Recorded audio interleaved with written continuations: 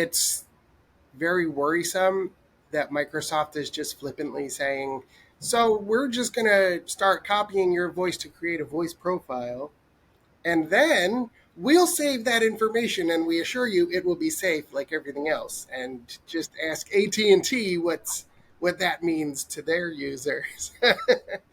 This is my latest invention, a device that lets anyone sound exactly like me. Good news, everyone. I'm a horse's butt. I am. That's not good news at all, you little... On this episode, we discuss speaker recognition and PTZ cameras, all that and more on EDTech. EDTech episode 120, you better recognize. Hello, AV friends, and welcome to another episode of EDTech.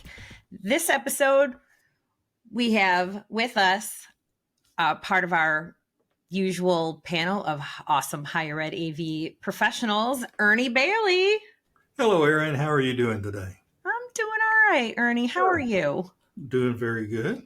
Good. And today with us, we have a special guest joining us for this episode, Dugan McShain from Drexel University. Hello, how are you? Hi, welcome, Dugan. And tell everyone what you do over there. I do the best I can. No, I am one of Rob's. Rob Raspberry is the man, and I'm one of his fix-it guys.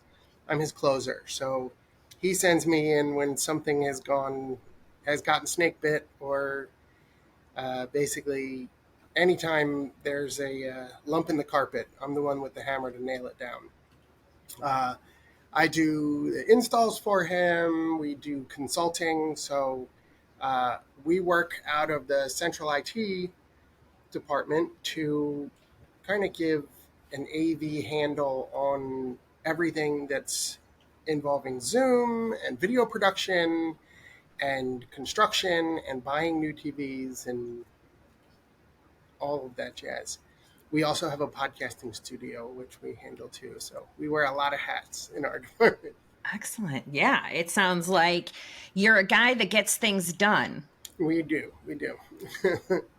All right. And then as for me, I'm the higher ed AV media AV pro of the year, the chair of HETMA, and the hostess with the mostest, Erin Maher-Moran, coming at you from Johns Hopkins University on the Homewood campus. So let's just jump right into the stories that we read for this week. The first story comes to us from AV Magazine. Microsoft expands AI speaker recognition in Teams rooms. This one was written by Guy Campos. So Microsoft, putting some effort into Teams. What do we all think about this one?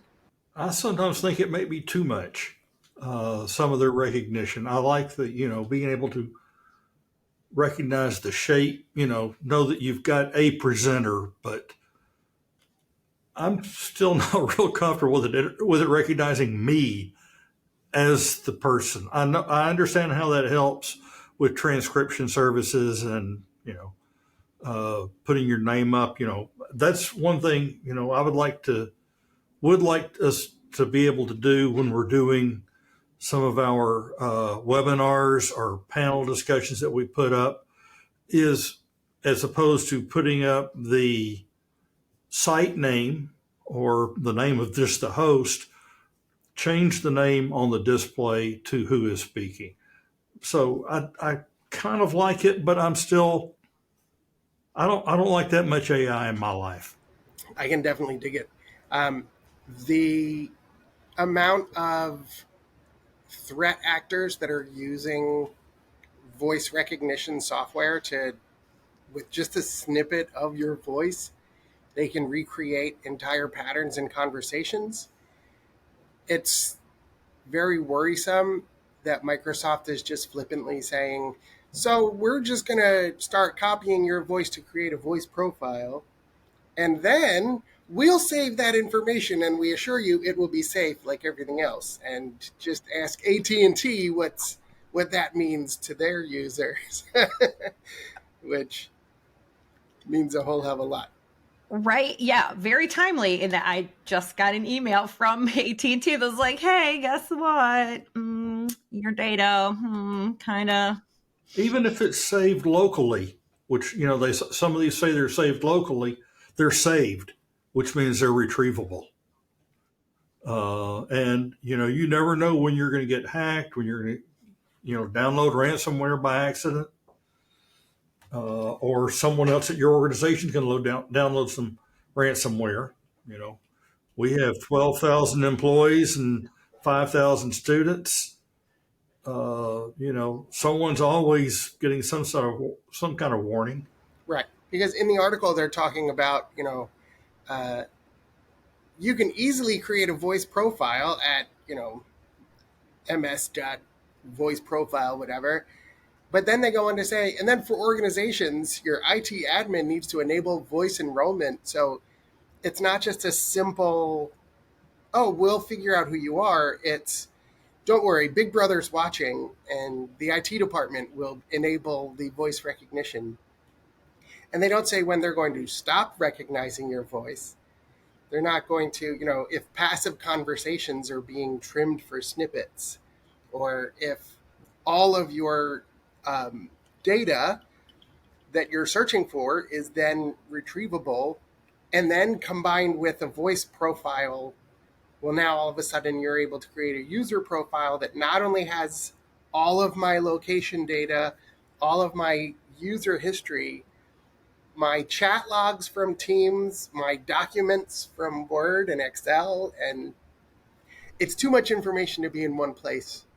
I appreciate that there is the layer there that the IT department has to enable it, because I feel like there's so many, at least in higher ed, there's so many departments IT departments that are so worried about cybersecurity that they're like, you know what? No, we're not going to even enable this. I know there's so many different features that are now coming out in the different conferencing platforms that have AI components to them, and most of it's not getting enabled because of those fears of not sure, where that data may be ending up or who might get to it. So we're just going to say no. Yeah. We did a test bed with Otter AI that was disastrous because all of a sudden they started realizing that Otter was accessing calendar appointments from years from now, that we couldn't get rid of it, that once one user started using it, it was just in the meeting. And it created an alternate profile for that user that was like, don't worry, we'll log in for you even if you're not attending this meeting. If this meeting's on your schedule, we'll just show up and record it so that we can inform you later. And so random Otterbots were popping into meetings that someone had scheduled and then canceled. And other people were like, well, what's this robot doing here? It became so ridiculous. We basically had to block all of the the IP addresses from that town in Oregon that they operate out of, because it was almost ridiculous how much it crept into the system and started just recording and recording. Right. Yeah. I love the direction that the AI development and stuff is, and the tools that it's supposed to make our lives easier. And I appreciate that, but at what cost? That's, I think, the thing that is going to have to be balanced out, before that, really is something I think that a lot of people will feel comfortable with adopting. And especially being able to then, if someone did by chance get a hold of that voice profile and then use it for nefarious reasons, just approving things using your voice. It's super cool, but Yeah. I mean, Not there was an article on like CBS that I read the other day because I, try to stay up as much as possible on cybersecurity and what the threat actors are doing because it's such an ever changing landscape. And it's also fascinates me how they're staying ahead of the game or how quickly they adapt their game and how slowly some of my users adapt. Right. So like right. they they're with a 5 minute with a 5 second clip of my voicemail signature, they could call my grandparents and tell them that I got into an accident and I'm in jail and they need to send money, and they can do that with apps that you can download through the App Store. That there's the AI is so ubiquitous that it's making it that much easier to fool people into parting with their money, which is why it's $1 trillion business stealing American money and sending it abroad. Right. Absolutely. It is so scary. And I feel like it's hard for companies to keep up. So even just to put out the education to be like, yeah, be leery of these scenarios and whatnot. Yeah, it's just it's getting harder and harder to get it in front of. But don't worry, they always say, "Don't worry about it. We've got it. Your information is super secure, and no one would ever use any of these files against you." And then, I'm sure there's no 0 days waiting behind the wings, and all of the three-letter agencies of the government don't have their stockpile of 0 days that they're using currently. You know, Try to be positive. Like, our data is secure until Right. it's not. Well, all right. Let's move on to the next story. And it's on AVNation.tv. Robotic eyes, pan tilt zoom cameras. And this one was written by Robert Heron. So PTZ cameras in education, like they kind of go hand in hand these days, I feel, especially with the push for hybrid learning and whatnot. But what in higher ed, what do we need? What do we have? What are we looking forward to? I think we're seeing, I mean, really some of the same stuff we were just talking about, with their recognition of the presenter or whatever, a PTZ camera that can recognize the main presenter and track them as they walk back and forth across the stage or in front of a classroom makes it feel a little bit more personable to the remote audience or to the recording that we may be doing. And it means we don't have to have technicians sitting there running cameras, because I really do not have the personnel to do that. And they're becoming more and more affordable. So, we are using them. And the newer ones that we're using go right back to what we were talking about. They can recognize the particular person. We can have someone standing at a lectern, someone stand up there beside them, and it will stick with the initial person. It won't switch over if the second person starts moving or anything like that. Goes as far as if we're doing one of these, new speaker every 10 minutes and the first speaker goes and sits down in the audience, it parks on them until we release it, and then it goes back to the home position and finds the next person. So, but yeah, like I said, they're becoming more and more affordable. They're talking about some 7-figure robotic cameras in this article, and I don't see us putting those in a classroom. I'd love to have that budget. Yes. Right. Even if I had that budget, it'd be a long time before I got to that particular item, I think. But we're seeing, the features in the low end ones. We're paying less than $1,000 for some of these now that are, giving me a good 1080p image. Mhm. uh, and they're, like I said, able to track, intelligent tracking, um, and providing signals at uh, multiple formats at the same time. They'll automatically stream. So I, they're commonplace in my rooms. We're on probably our third generation of them now, and we're real happy with what we're seeing, and we're deploying them in any new room we're putting out. Used to we put cameras in specific rooms.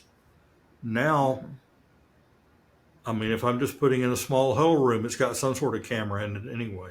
So, Yeah, I think they're pretty ubiquitous at our school. We've been installing them for about, I would say, 10, 15 years at Drexel, in any of the rooms that have a podium and that need to have a hybrid sort of content. Um, I think they end up confusing a lot of people, and the bells and whistles. Again, it's one of those. I'm fine. Just I want the camera to just sit there, show the full room. I'll be a little tiny person in the corner. Don't move the camera, because a lot of times the first thing that people ask me after I've installed this amazing system with bells and whistles, like, when I put in that Poly X50 with speaker view, and it can cut up the screen and make it real dynamic and make it look like a 1970s kung fu movie with zooming in and out, and they how do I turn that off immediately, because it's too much. They just want the simplicity of, I want to know that I'm not going to look weird. I want to know that the camera's not going to cut on me while I'm talking or move away or frame me with somebody else sitting next to me who's picking their nose. Like, I know with the way the camera looks, and I like it that way. Uh, Coming from, uh, you know, corporate AV, that was pretty much the standard. Like, you could sell as many bells and whistles, and it'll track you. And this new PTZ camera set up by Vadio has X, Y, and Z, and it'll follow you on the X-axis. And these new biamp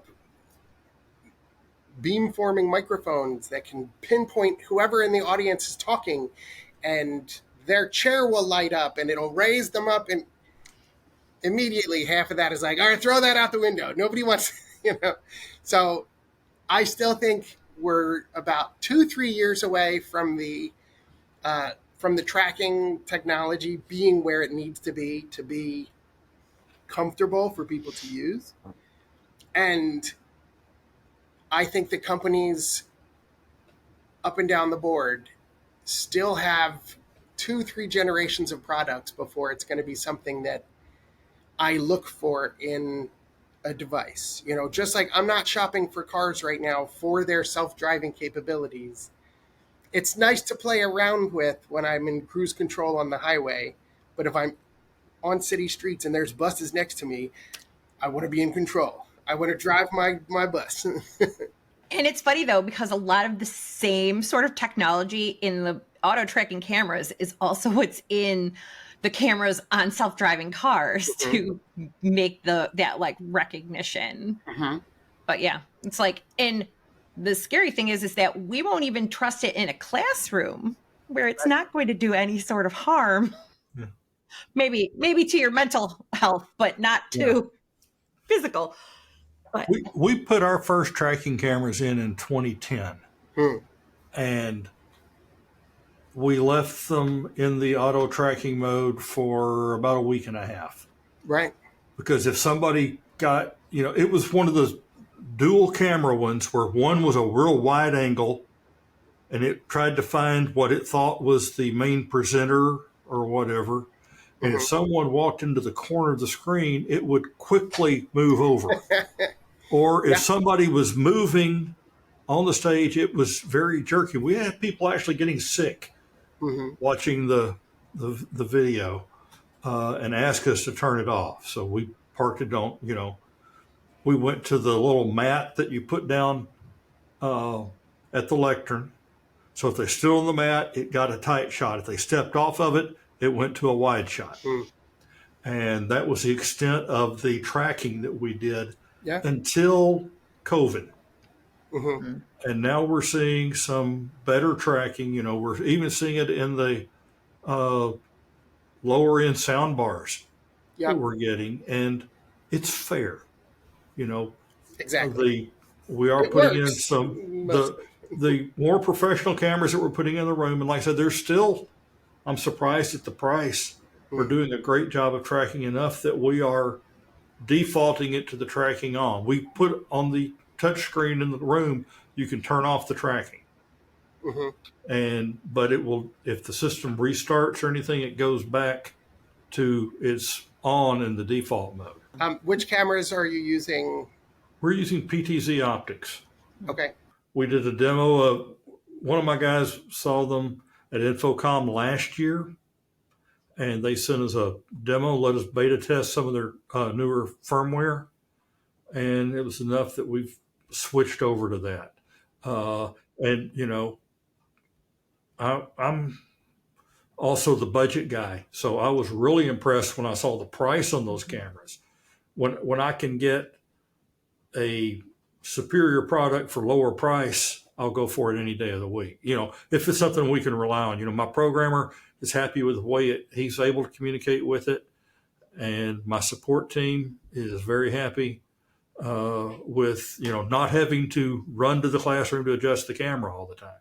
Yeah, that is so important. Being able to have the other, yes, the automatic control is great, but to be able to also have that manual side that programmers can easily put into a control system program to be able to do those presets or whatnot, that might be a little more useful than some of the other things is so important. Because even with the evolution of the product, of the PTZ products, it seems like a lot of times we are still in the same spot where they want those presets, they want the podium shot, they want the wide shot. It's not there yet. And I don't know if part of it is, I had actually did the last course that I took for my master's was, my final project was about AI improving auto tracking cameras. And one of the things that I found in my research was bias in the training models.